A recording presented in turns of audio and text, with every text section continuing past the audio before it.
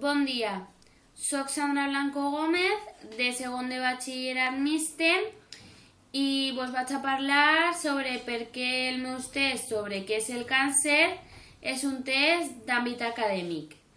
En primer lloc, diré que dona informació relacionada amb el saber, per al qual he empleat els models discursius de l'exposició, l'explicació i l'argumentació. Però a més, el test acadèmic es caracteritza puntualment per el seu ús i circulació en les institucions educatives. Aquest test té una finalitat didàctica, té un llenguatge clar i presenta les seues característiques lingüístiques i formals. El propòsit d'aquest test i dels testos d'àmbit acadèmic és demostrar coneixements, exposar resultats d'un treball, etc.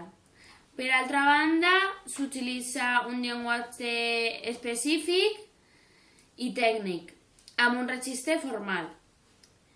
Utilització d'oracions passives i de relatiu, abundància de connectors o ordenadors textuals, com per exemple, en realitat, a diferència de, etc.